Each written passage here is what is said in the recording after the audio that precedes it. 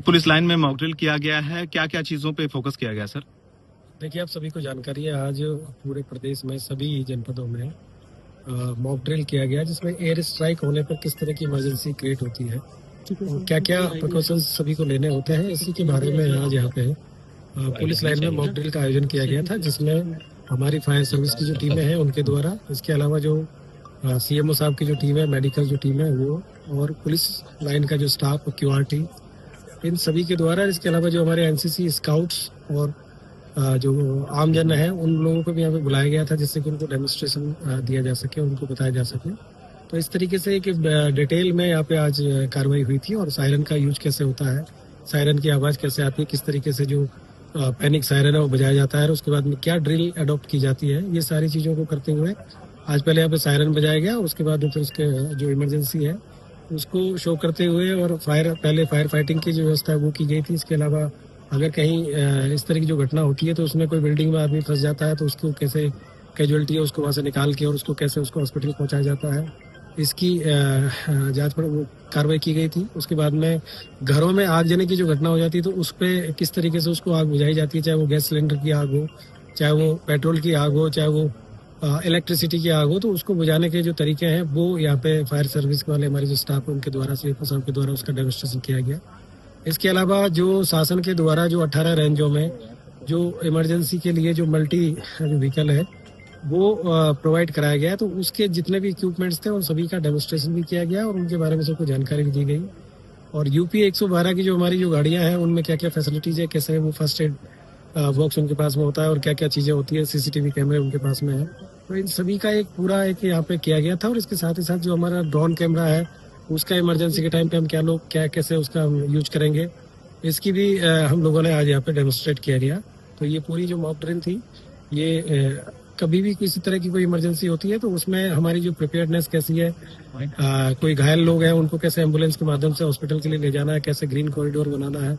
इन सारी चीज़ों को विस्तृत मतलब तैयारी करने के साथ में ये जो मॉक ड्रिल यहाँ पे की गई थी। और इसमें आदरणीय DIG महोदय, कमिश्नर साहब और प्रभारी जो DM साहब है वो भी यहाँ पे आए थे, और आकर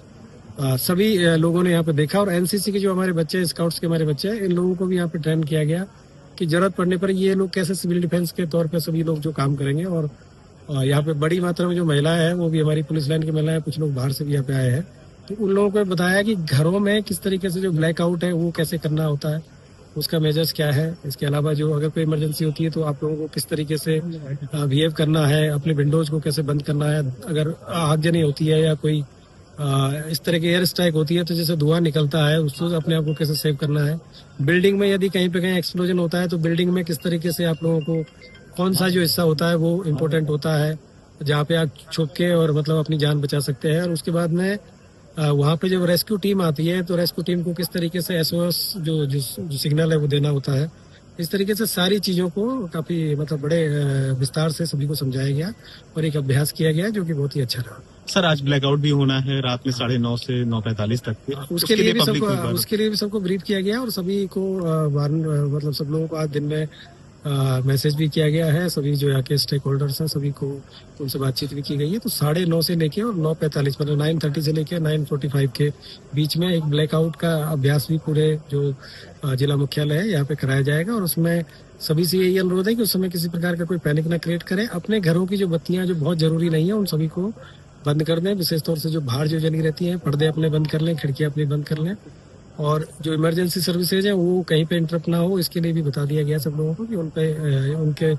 बाहर की लाइटें सिर्फ बंद करें, बाकी जो इमरजेंसी सर्विसेज है, हॉस्पिटल्स हैं और अन्य कहीं जो इस तरह के जो कार्य चल रहे हैं तो उस पर कहीं पे किसी प्रकार का इन चीज़ों को फॉलो नहीं करना है। लेकिन बाकी जो रोड लाइट्स हैं, घरों के बाहर की जो लाइट्स हैं और जो भी इस तरह की जो लाइट है उन सबको बंद करना है, जिससे कि एक हम लोगों को इसका भी अभ्यास हो सके कि ब्लैकआउट करना है तो कैसा रहेगा। और उसकी हम ड्रोन कैमरे के माध्यम से फोटोग्राफी भी कराएंगे, जिससे कि ऊपर से कैसा दिखता है और एयर स्ट्राइक होती है तो उसका क्या बेनिफिट होता है अगर ब्लैकआउट करने का, इन सारी चीज़ों का भी अध्ययन इसमें किया जाएगा। ठीक है सर।